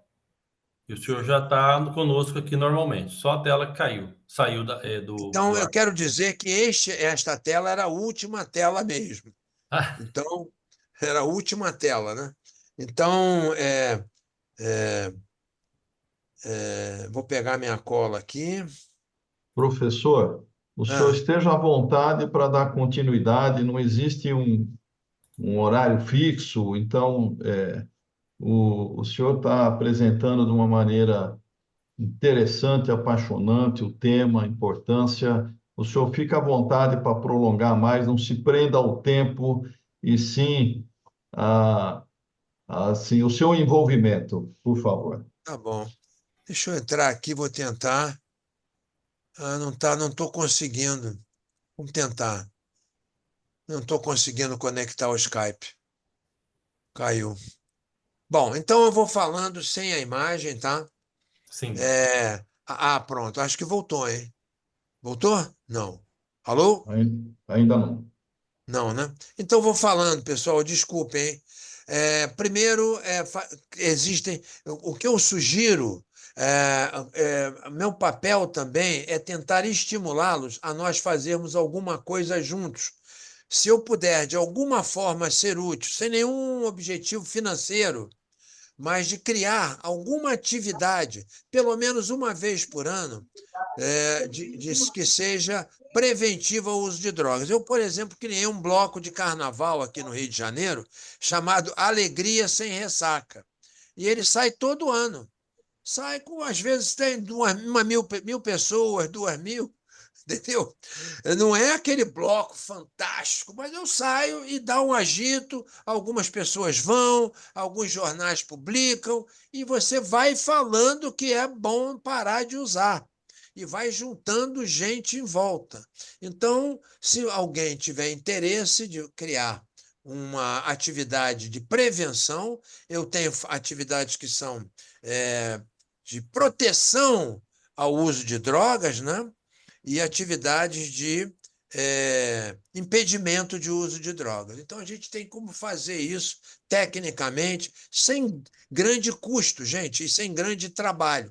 Pega um domingo, pega uma manhã de domingo, a gente faz um evento e cumpre o nosso papel. Às vezes, o governo tem interesse, aí leva isso para a secretaria, isso vai andando e a gente acaba conseguindo fazer algo melhor. A abordagem tem que ser multidisciplinar. Eu quero dizer que, apesar de eu ter especialização e trabalhar há tantos anos nessa área, eu não me sinto gabaritado para trabalhar sozinho. Eu preciso muito da ajuda de pessoas que têm a experiência de terem abandonado o uso da droga e que se tornam técnicos, né? Então, nós, psiquiatras, não temos mão de obra suficiente para ajudar em profundidade esses pacientes. Então, nós temos poucos médicos formados em dependência química, pós-graduados. Não temos o suficiente para a cidade do Rio de Janeiro. Então, não tem para o Brasil. Então, nós precisamos formar mão de obra. Então, esse curso que eu criei há 41 anos, curso de formação de terapeutas, é um curso gratuito. E desde a pandemia eu faço gratuitamente para o Brasil, para o mundo, né? Agora nós estivemos mostrando isso lá na ONU e conseguimos, lá na Suíça, na ONU, né? E conseguimos, através da inteligência artificial, levar em tempo real, em várias línguas, para o mundo, para populações carentes. Não adianta eu levar um curso técnico para a Universidade de Oxford. Lá eles têm recurso. Eu levo para a África, levo para países que são, para o Brasil, né? Países que são mais pobres, né? E que precisam de algum recurso. Então, vou preparando essas pessoas, né? Então, precisamos de uma abordagem multidisciplinar. E medicações, são poucos os recursos medicamentosos que nós temos, né? Nós praticamente tratamos sinais e sintomas. Nós não temos realmente uma medicação. Nós temos medicação para tabagismo, tá? Temos medicação para tabagismo. Vocês estão me acompanhando? Sim, doutor. Então, desculpe, é que eu não estou vendo a tela, caiu. Temos medicação para tabagismo, temos alguma medicação para diminuir o consumo de álcool, que a minha experiência é muito fraca. A melhor de todas, na minha opinião, ainda é o disulfiram, que é conhecido como disulfiram, esqueci agora o nome em português, mas é uma medicação que causa aversão ao indivíduo que toma o remédio, não é? Então, ele vai tomar uma cerveja, ou tomar um copo de cerveja, ele passa mal, mas ele tem que saber que está tomando e ele tem que tomar sabendo que, se ele não resistir, ele vai ter um mal-estar e esse mal-estar o impede de continuar bebendo. Na verdade, eu quero deixar aqui consignado, se vocês tiverem algum paciente, alguma pessoa com dificuldade de álcool, eu sugiro que vocês entrem em contato com os alcoólicos anônimos da região. E vocês têm reuniões aí em Cuiabá. Os alcoólicos anônimos são muito abnegados, viu? Eles não são assim, tipo uma Ku Klux Klan, não. Eles são pessoas bastante espiritualizadas, são voltadas a ajudar. Alcoólicos Anônimos é uma irmandade de homens e mulheres voltadas para a manutenção da abstinência. o objetivo primordial é ajudar o alcoólico que ainda sofre. Não é preciso preencher fichas, dar nome completo, nem se comprometer a parar de beber. Basta frequentar. Eles têm uma estratégia de ir aos pouquinhos e comendo mingau pela beirada, a pessoa vai parando de beber um dia, daqui a pouco 2, quando vai ver, conseguiu. Então, fica aqui um recurso barato, gratuito. Alcoólicos Anônimos não cobra taxa, ninguém tem que pagar nada, eles são autossuficientes, um negócio chamado Sétima Travessão. Quem estiver na reunião quiser botar uma moeda, um dinheirinho dentro de uma sacola, coloca, ninguém sabe quanto ele colocou. No final da reunião, eles viram a sacola, juntam o dinheiro, contam, escreve no papel, fica todo mundo sabendo quanto é que tem no caixa. Para que serve o dinheiro? Para comprar um café, porque é uma tradição do tomar o café, e também para, por exemplo, alugar um local. Às vezes a igreja fornece uma sala, eles alugam, pagam baratinho, o padre ajuda, enfim. Mas às vezes precisa literatura de Alcoólicos Anônimos, são muito boas as literaturas, eles compram a literatura, distribuem, dão de graça. Então, basicamente, são pessoas bastante honestas, corretas, e que não podem mais perder a honestidade sob pena de voltar a beber e retornar a um sofrimento atroz. Prezados colegas, eu estou terminando, não é? Terminei no horário correto, 1 hora de bate-papo. Estarei sempre à disposição, viu? Para participar, para ajudar, para contribuir. Se tiverem alguma pergunta, eu estou à disposição para responder, e os comentários quero acompanhá-los também. Professor, Pois não. como coordenador, gostaria, antes de abrir para os colegas, em relação à política nacional, não é, de controle da dependência química de drogas. Vejam que eu vou fazer uma pergunta que envolve duas pontas. Em primeiro lugar, vou dar um exemplo: 80% da hipertensão pode ser tratada, controlada no nível primário da atenção. Veja que nós temos 44 mil unidades básicas de saúde no país, não é, do SUS, e também o programa de estratégia de saúde da família. Como que essa rede básica pode contribuir com a redução da dependência química, não é? O SUS está preparado em nível nacional? E a segunda ponta, que o senhor já disse, como que na era da digitalização a inteligência artificial pode contribuir? Nós sabemos que hoje existem aparelhos que podem detectar fibrilação atrial, quer dizer, relógios, esses watches, não é, que são inteligentes, e como que essa tecnologia avançada e como que a parte básica, e como que uma unidade básica de saúde pode ajudar na medida que nós temos poucos profissionais. O que fazer para estimular a rede básica a ajudar nesse processo? Bom, os movimentos que a medicina demorou um pouco a se ocupar do alcoolismo e, consequentemente, dos transtornos ligados ao uso de drogas. Então, surgiu inicialmente, em 1938, nos Estados Unidos, um movimento chamado Alcoólicos Anônimos.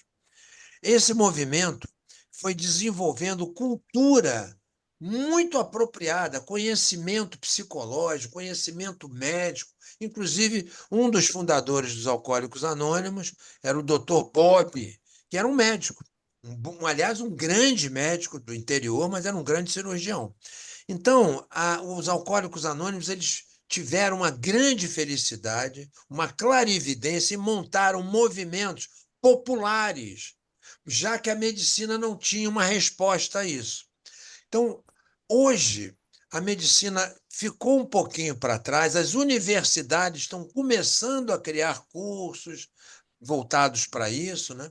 Então, basicamente, esse movimento popular cresceu mais. E no uso de drogas também. Surgiram nos Estados Unidos as chamadas comunidades terapêuticas. Eu treinei numa comunidade terapêutica no estado de Nova York durante muito tempo, e eles, então, são terapeutas leigos. Então, é uma mão de obra abnegada. Eu estou falando isso como uma introdução, viu? É uma mão de obra abnegada e que você encontra, se você for num grupo de alcoólicos anônimos perto do SUS e disser, vocês gostariam de ter uma reunião lá, abordar as pessoas, sou capaz de apostar que eles vão correr atrás para fazer isso. Então, nós temos que ter criatividade, porque o nosso sistema de saúde ele é deficitário. Ele não dá conta das doenças mais graves, clínicas, físicas, que chamam mais a atenção dos procedimentos cirúrgicos que têm que ser feitos, às vezes, com urgência, que não encontram vazão no sistema. Então, não há uma tendência a se preocupar financeiramente, economicamente, politicamente com essa população. Eles ficam uns abandonados. É uma classe social abandonada. No Rio de Janeiro tem as cracolândias, né, que são uma coisa assim que você passa... Olha, eu fui fazer um atendimento numa cracolândia, tá? Nós encontramos 3 pessoas mortas. Entendeu? 3 pessoas mortas ali, já tinham um moribundo. Um tinha sido atropelado, pegaram o corpo, jogaram ali na praça e deixaram. 2 tinham morrido ali, uma era diabética, a outra eu não cheguei a saber qual era o diagnóstico, não acompanhei a necrópsia. Então, nós estamos... não há como gerar verba, não há como mobilizar. Como é que a gente mobiliza isso? Através de familiares que têm um problema na família e que resolvem tomar uma atitude. Então, esses familiares são uma mão de obra excepcional. E procurar esses familiares, e nós devemos procurar esses recursos, que eu diria que são recursos psicossociais, que são psicológicos, mas eles são de natureza social, grupos de narcóticos anônimos, alcoólicos anônimos, viu? Você pode ir criando um núcleo, e esse núcleo pode gerar, por exemplo, uma comunidade terapêutica, uma clínica popular, barata, entendeu? É possível baixar o custo disso, mas tem que ter vontade de fazer isso. Eu, como disse aqui antes, por uma questão, eu diria assim, eu vou usar o termo, tá? Espiritual, não no sentido religioso da palavra. Também, no meu caso, eu sou cristão, né? Eu sou católico, né? Mas não nesse sentido. Eu não posso usar a medicina não pode ser, eu não posso usar a religião na medicina. Mas a espiritualidade, a procura de alguma coisa boa na vida que não seja oriunda do dinheiro, que não seja oriunda da matéria. Então, nós precisamos, por favor, se precisar me interromper, me interrompa, tá bom? Porque eu fico um pouco animado aqui e vou discursando como se eu estivesse num púlpito sagrado. Mas a verdade é que eu vejo isso funcionar. Então, se a gente fizer um pouquinho, se o senhor fizer um pouquinho aí, eu também me disponho a ajudar, nós podemos ajudar alguém que vai juntar um grupo. E esse grupo vai crescendo, e eles vão tomando liderança e vão fazendo mais. Quando você vai ver, já tem alguma coisa andando. Mas eu não vejo, nesse momento, eu não tenho nenhuma ligação política, partidária. Eu tentei fazer isso na juventude, mas fui bastante... fracassei nisso, não tive talento para isso. Então, eu não tenho nenhuma ligação política, mas eu não vejo, no momento, do ponto de vista da saúde pública, não é? Uma tentativa de investimento. A inteligência artificial, eu acho que pode ajudar muito, porque toda essa cultura de recuperação é uma cultura, tá? É uma cultura. Essa cultura está à disposição através do chat GPT. Então, se você perguntar alguma coisa hoje aí, se perguntar agora, como é que funciona Narcóticos Anônimos? O chat GPT te responde. O que eu devo fazer para uma pessoa que está com problema de droga e que eu quero levar para o Narcóticos Anônimos? Ele te responde. Você fala, na cidade de Cuiabá, ele te dá um endereço, ele te dá uma indicação. Então, nesse momento, a inteligência artificial democratiza a informação. Corre o risco de não ser tão fidedigna, sob o ponto de vista acadêmico, científico, mas ela é alguma coisa para quem não tem nada. E se nós formos, se o senhor tiver, por exemplo, achar que essa aula aqui teve algum valor, escrever no chat GPT alguma coisa sobre essa aula, ele vai repetir isso para quem pedir. Se eu colocar isso aqui, esse slide no chat GPT, aliás, vocês podem usar à vontade, hein? Esse material vocês podem usar para uma palestra, para qualquer coisa. Está à disposição. Então, se vocês colocarem no chat GPT, quem for perguntar sobre o tema já vai encontrar essas respostas aqui. Obrigado, professor. Brilhante apresentação e a sua abordagem. Está aberto a palavra aos colegas, à sociedade que não médica. Pois não. Só reforçar aqui a presença maciça de estudantes da Faculdade Católica, com a professora e psicóloga Neuri. Muito obrigado a todos os estudantes do 8º semestre de Psicologia desta faculdade. Temos uma pergunta aqui também, vários elogios aqui no chat, várias pessoas agradecendo a oportunidade deste tema, desta palestra. E a pergunta que foi feita aqui, professor, eu chegar nela rapidinho aqui, tem muita informação aqui. Por qual motivo a indústria descontinuou a venda do disulfiram? Essa pergunta foi feita pelo Gustavo. É um fenômeno mercantilista, né? É um fenômeno mercantilista. Eu não tenho, como eu disse, eu não tenho nenhum grande conhecimento, tá? Mas eu percebo conhecimento político, eu não tenho conhecimento histórico de movimentos políticos, eu não sou uma pessoa versada nisso. Eu me preocupo em acordar todo dia e ser feliz no dia e tentar fazer alguma coisa de bom, de bem, tá? Então, quero agradecer essa oportunidade, porque se eu estiver ajudando alguém, eu estaria atingindo meu objetivo. Então, gente, quando caiu o Muro de Berlim, o capitalismo ganhou uma força extraordinária. Então, a procura hoje é a procura do lucro. Não é? Não vejo muito a procura de ideais. Eu fui criado assim, meus pais, assim, tinha que ter um ideal na vida. Você tem que fazer alguma coisa de bem, você tem que fazer o bem, você tem que ser bom, sabe? Eu fui criado com essa ideia. Eu acho bom isso. Eu gosto de ser assim. Mas eu percebo hoje, inclusive, na faculdade, assim, na pós-graduação, né, eu percebo um desinteresse disso. Eu percebo que as pessoas vão fazer medicina, não todas, mas um número considerável para terem sucesso material. Aliás, até já tem, pagam caro a faculdade, tudo, mas. Então, eu percebo que há um desvio no mundo voltado para a obtenção de lucro.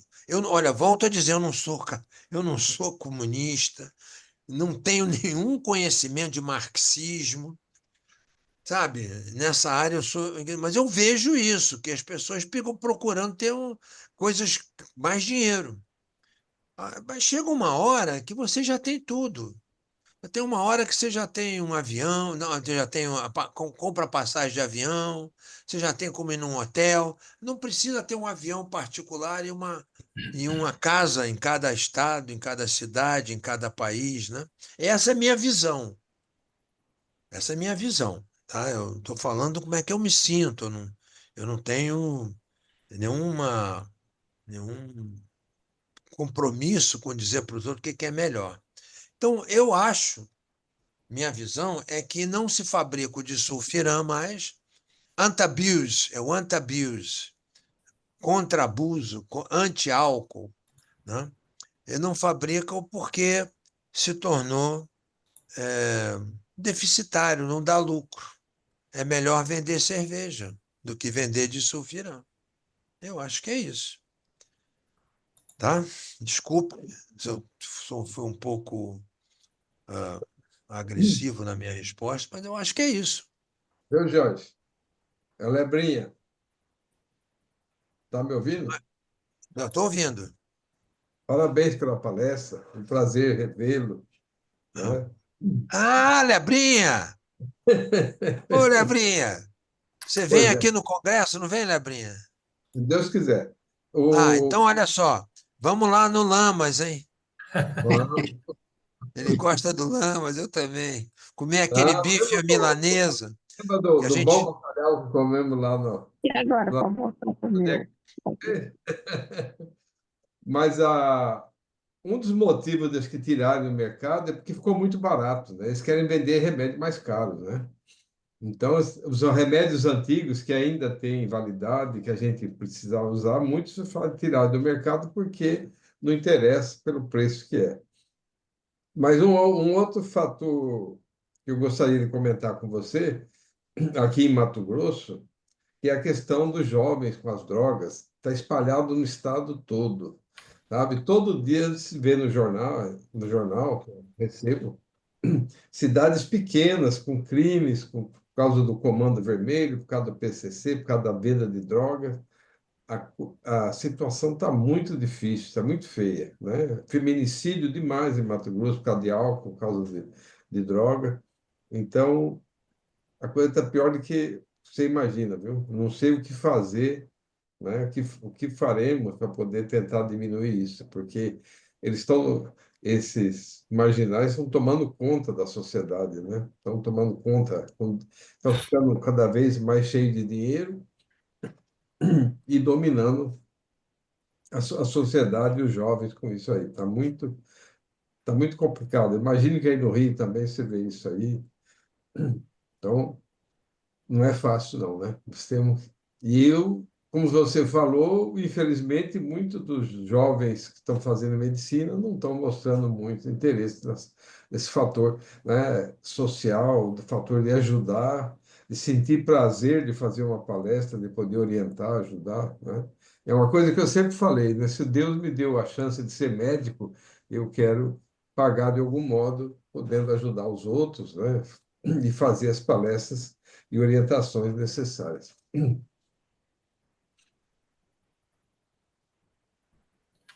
Doutor Jorge? Não, perfeito, perfeito. Eu me dei conta que eu botei ali, ó, um pratinho no forno, né? Falei, caramba, fui lá ver, mas a Valentina já tinha desligado aqui, graças a Deus. Então, Sim, senhor. não vou ter que chamar os bombeiros. Mas olha só, Alberto, eu concordo exatamente com o que você falou. Mas eu vou te dizer um negócio. A sociedade vai encontrando algum balanço. Porque, vamos supor, o cara tem uma birosquinha. Birosquinha é aquele lugarzinho que vende cachaça, né? Quando ele começa a melhorar, ele já não quer muito cachaceiro por perto, não. Ele já quer alguém que peça um vinho, sei lá, pede uma bebida mais sofisticada e pede um tira-gosto, né? Aí, depois de um certo tempo, ele melhorou, botou umas cadeirinhas na calçada, aí ele não quer mais servir tira-gosto, ele quer servir filé com fritas, entendeu? Então, com a droga também acontece isso. Se você tem assim, pelo menos a minha experiência, viu? A minha experiência é essa. Se você cria alguma coisa que ajuda esses que estão muito mal a não irem mais ou passarem um tempo sem ir comprar, o traficante não se chateia, não, porque cliente é o que não falta. Então você vai conseguindo tirar alguém, é como o tabaco. Quer dizer, tem tabaco. A gente vai tirando, vai conseguindo que a pessoa pare de fumar, você vai trabalhando para aquela pessoa conseguir abandonar. E o vendedor de cigarro continua fazendo propaganda, mas já não atinge um certo grupo. Então, o que eu gostaria de frisar aqui é que se nós tivermos alguma coisa que a gente queira fazer, e eu volto a dizer, estou à disposição. Se você quiser fazer alguma coisa, a gente cria um negocinho pequeno, sei lá, uma vez no semestre, faz uma vez por ano, faz um evento, entendeu? Pede ajuda da sociedade, pede ajuda da igreja, da religião. Você acaba conseguindo fazer uma bagunça qualquer e alguém, pelo menos uma pessoa pode ser atingida. Se atingiu um, traz esse para o teu lado, daqui a pouco vem dois. Não tem outro jeito. Eu não vejo outra maneira. Não vai ser de cima para baixo, não. Na minha opinião, tá, Alberto? É isso mesmo. Concordo. Bom, muito bem. Doutor Scala, doutor Roberto, nós temos duas perguntas aqui no chat. Não sei se vamos ter no público aberto aí. Eu vou passar rapidinho as duas. Aí o doutor Jorge, por favor, tenta sintetizar as duas respostas, Tá por bom. favor. Vou rapidamente. Sim, senhor. O que o senhor acha dos centros de atenção de álcool e drogas? Aqui na cidade de Guarulhos, em São Paulo, os CAPs estão sem médicos. Acaba sendo um atendimento ao cidadão sem efetividade. Essa pergunta vem da doutora Andréa Júlia Ribas, tá? E a outra pergunta é, além de vários elogios aqui que o senhor recebeu pela palestra, pela dinâmica da palestra, o senhor pode falar alguma coisa sobre quem está usando Monjaro em relação à diminuição do uso de bebida alcoólica? Essa pergunta vem de José Reinaldo. Acho que é doutor José Reinaldo, não sei, acredito. Desculpe, está usando. Eu não ouvi exatamente o que é que a pessoa está usando, eu não sei o que é. Monjaro, em relação à diminuição do uso de bebidas alcoólicas. Monjaro. Bom, em primeiro lugar, vou começar pelo CAPS, né? Eu não tenho assim o que eu possa dizer que seja muito favorável ao CAPS. Eu gostaria de dizer, bom, gente, eu gostaria de falar. Eu conheço um CAPS aqui no Rio de Janeiro que trabalha bem, mas tem 10 leitos, entendeu? Não dá para começar a brincadeira, entendeu? Então, como é que surgiram os CAPs, né? Nós, no bojo do... Primeiro, bojo de uma política antidrogas que surgiu no Brasil, surgiu o movimento antimanicomial. Você pegar uma panela que está ali em cima para não ter negócio? O movimento antimanicomial. Movimento antimanicomial. Eu vou parar aqui e dizer, porque eu estou com o tempo em cima, eu vou falar mais uma palestra, então vou parar aqui. Então, olha só, eu acho que tem que melhorar o CAPS. Tem que ter mais CAPS, tem que ter mais médicos, do jeito que está, não é suficiente. É isso. E a respeito do Monzalo, eu aqui não conheço o que seja. Não Professor, sei. eu vou explicar. É que nem o Ozempic, o Monjaro, é um inibidor do GLP-1, que é esse é o sucessor que vai chegar agora em junho no Brasil e que do está Ozempic. é o sucessor do Ozempic da Lilly e que está sendo trazido de fora do Brasil a R$ 4.000, um absurdo, e que tem pessoas usando para emagrecer. E realmente é uma substância fantástica, mas o preço está caro. Então, essa que é, ele está perguntando sobre se o senhor pode dizer alguma coisa sobre quem está usando Monjaro em relação a reduzir o uso de bebida alcoólica. Bom, Esses inibidor do apetite, né? rapidamente, eu tenho uma experiência muito significativa de transtorno no uso do álcool, desenvolvendo alcoolismo mesmo, principalmente em mulheres bariátricas. Eu tenho um volume grande, e isso já está descrito na literatura. Em relação ao Ozempic, as pessoas têm usado, não é, com esse objetivo, não com a diabetes, mas têm usado com o objetivo de perda de peso, e geralmente a pessoa que tem um descontrole no uso de álcool, pelo menos na sua fase inicial, tendem a engordar, tendem a ganhar peso. Então, eu não sei se está havendo aí uma associação, mas eu vou procurar estudar, viu? E obrigado pela pergunta, porque eu vou correr atrás desse assunto, que eu não estou atualizado sobre ele. Alguém mais tem alguma questão, professora, doutora Marisa? Liga o microfone, doutora Marisa, por favor. Doutora Marisa, liga o microfone, por favor. Pois, cara, eu depois gostaria de fazer uma pergunta Pois ao não. professor Jorge, viu? Aguardemos a Doutor, doutora Marisa, em seguida passaremos a palavra para você, doutor Márcio. ela está com Obrigado. dificuldade com o som, doutor Scala, então acho que o doutor Márcio pode fazer a fala dele primeiro. Pronto, Perfeito. já liguei. Entrou o som dela.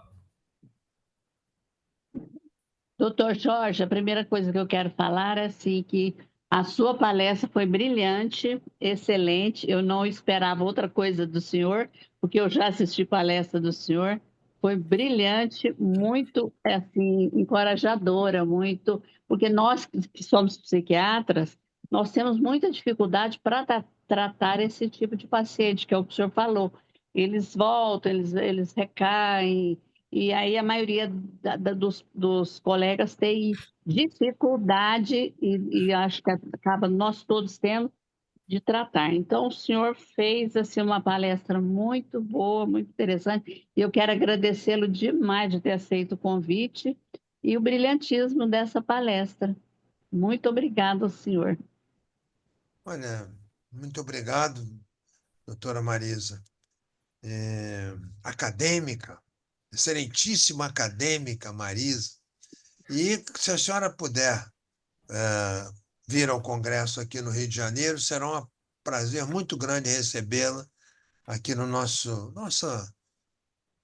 hospitalzinho e, quem sabe, apresentá-la aos colegas aqui, a algum evento. Será um prazer muito grande. Muito obrigado pelo convite. Fiquei muito honrado. Roberto, Márcio Carnavalos.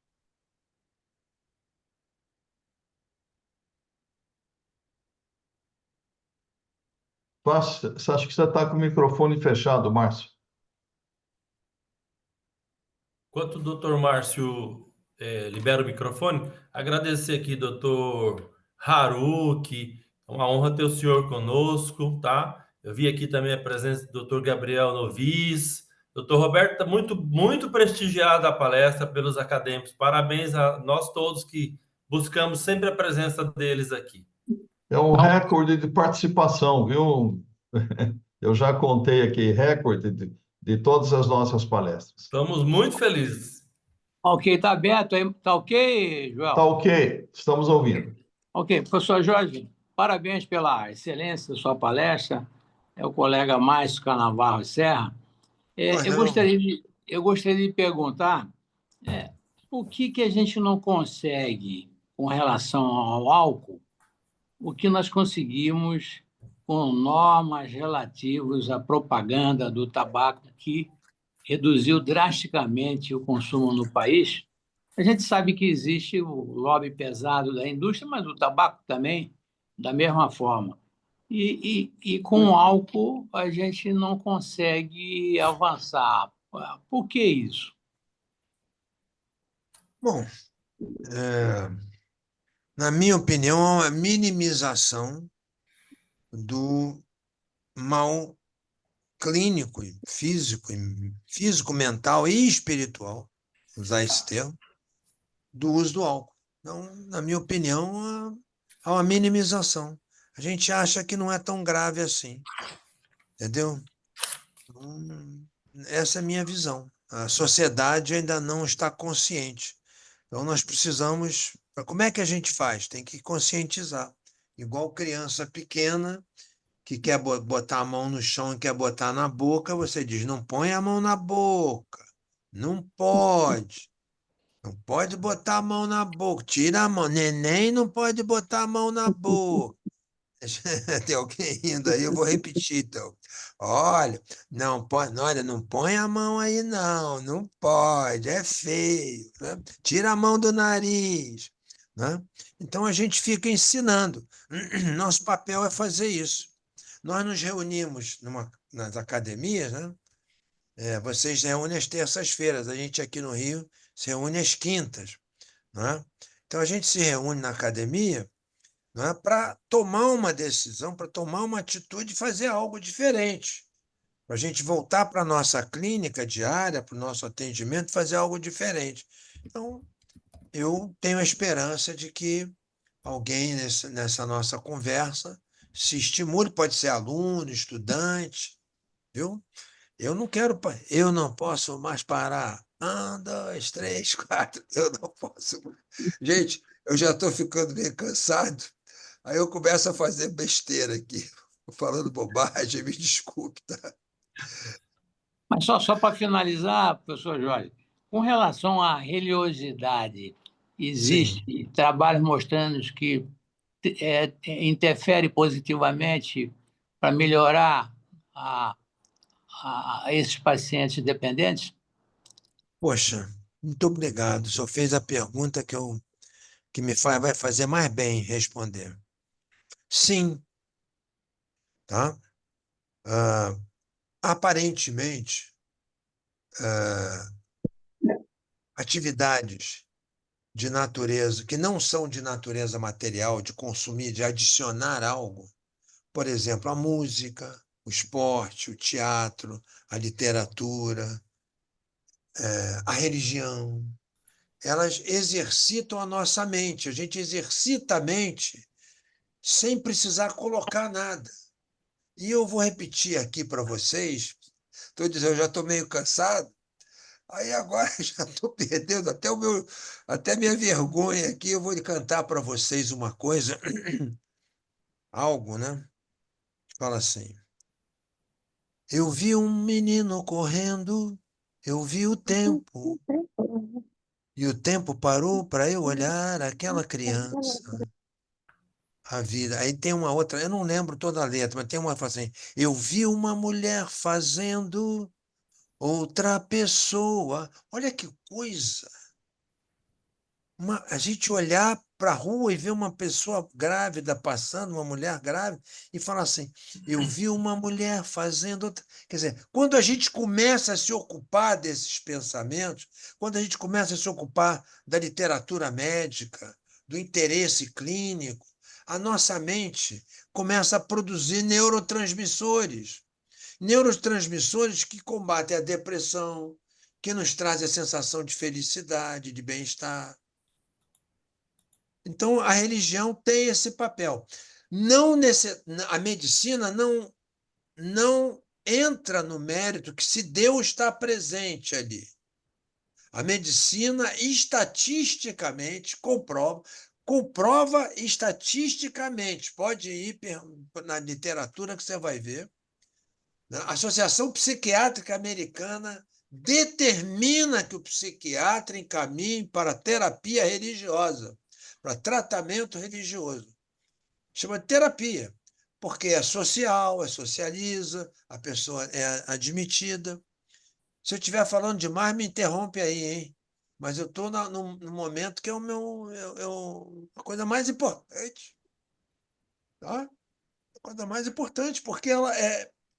Eu não vou falar eu vou falar de religião, nem vou falar de Deus com o meu doente, mas eu vou dizer a ele: olha, Associação Psiquiátrica Americana estimula a procurar. A Associação Brasileira de Psiquiatria já tem um grande professor.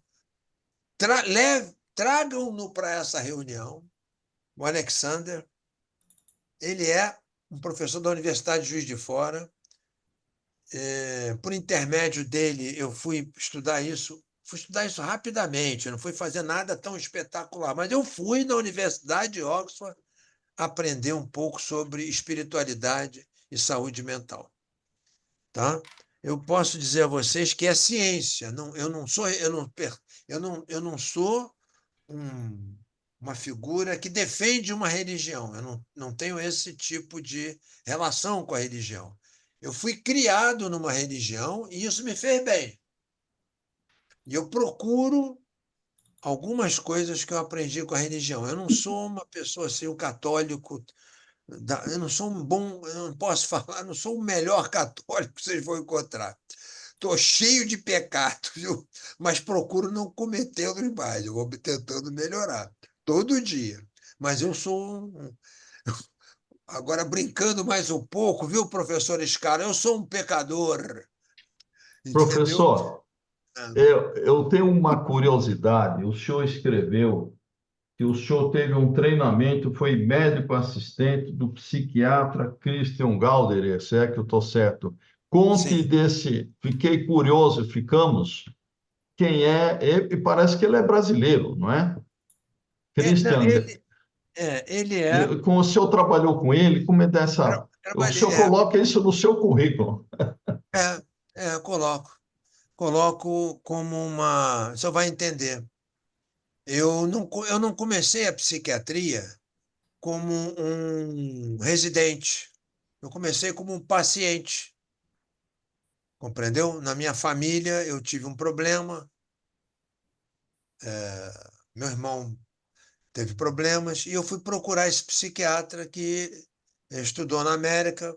Ele é psiquiatra, ele é americano e alemão, tá? Foi criado no Brasil, depois foi embora para os Estados Unidos. E eu procurei quando ele veio da América, né, em 1977. E ele, ao conversar comigo, ele viu que eu estava deprimido, por causa dessa circunstância toda, né? Não só por causa dessa circunstância, eu tinha uma tendência, e também a medicina nessa época, a medicina exerceu em mim um certo isolamento social. Eu me dediquei, depois não sabia bem sair daquilo, vivia dentro do CTI, essas coisas. Então, eu fui me tratar com ele.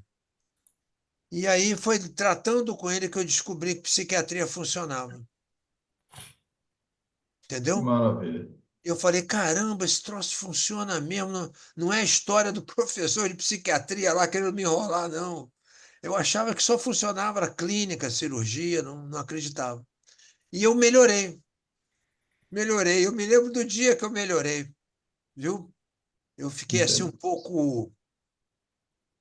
Devo terminar? Não posso não sei. Não, por favor. Vou terminar. Vou falar. Eu fiquei um pouco inibido. Não conseguia falar com uma garota. Estudante de medicina no último ano. Não conseguia me relacionar. Fiquei um pouco fechado em mim. E aí, um dia, eu estava no ônibus, indo para terapia, eu me interessei por uma garota e consegui falar com ela no ônibus. Não deu em nada. Não deu em nada. Mas eu falei assim, eu tenho dúvida. Falei, caramba, melhorei, estou melhor. Aquilo foi espetacular. E ele me estimulou a estudar lá em Harvard. E eu, então, ele me estimulou, então eu tenho uma gratidão enorme, viu? Porque esse meu irmão, infelizmente, faleceu. Então, tem alguma dor envolvida com isso tudo, né? Mas, no final das contas, eu estou bem. Obrigado. Doutor Roberto, doutor Scala, acredito que Sim. podemos estar encerrando. Sim, pois Adiantado a não. hora. O professor doutor Jorge está cansado, já nos manifestou. E acredito que foi muito produtivo. Deixo com a palavra agora os dois doutores. Bem, Professor, muito obrigado. O senhor realmente abrilhantou, honrou, e nós estamos realmente maravilhados com a sua, a sua grandeza humana, a sua grandeza científica e o seu grande coração, e realmente é uma honra mesmo. E pena que o senhor não esteja aqui para a gente estar juntos aí, comer um peixe, etc., não é? Mas, olha, realmente, muito obrigado. Foi um dos grandes momentos da nossa academia. Obrigado, muito boa noite. Boa noite, muito obrigado. Um prazer muito grande. Fiquem bem. Professor, É um prazer revê-lo. ao, ao agradecer a presença de todos nessa excelente palestra, muito obrigado mesmo. Eu gostaria de registrar, professor, que nessa palestra está conosco também uma artista mato-grossense, né, da música, né, regional de Mato Grosso, e essa artista, já tardiamente, né, caminhou pelo caminho da psicologia, aprimorou a sua formação, passou por muitas dificuldades. O nome dela é Vera Capilé, né? E, ao longo da vossa palestra hoje, várias vezes a nossa artista Vera se manifestou pelas músicas como instrumento de comunicação, como o senhor utilizou e que ela utiliza também, né? Um registro de boas coisas, além do conhecimento que o senhor nos trouxe hoje. Muito obrigado. Eu não sei, Joel, se ainda tem algum fecho, senão vamos nos despedir do professor e de todos, né, que estamos juntos aqui. É com o senhor e com a alegria da Vera Capilé, que nos traz a sua presença aqui para brilhantar, e de todos os nossos participantes aqui, anunciar que tivemos com mais de 80 pessoas passando pela sala ou ficando em tempo integral dentro da sala. Excelente público. Bom, só me Doutor Roberto convidar agora. que eu volto. Um Obrigado. abraço. Boa noite a todos e muito obrigado. Boa noite. Boa noite, Roberto. Boa noite a todos. Boa noite, Márcio. Boa noite, boa noite. Boa noite, Scar. Boa noite a todos. Obrigado, professor. Obrigado, hein? Vou encerrar aqui a reunião, então. Boa noite, João. Obrigado, Joel e Beatriz.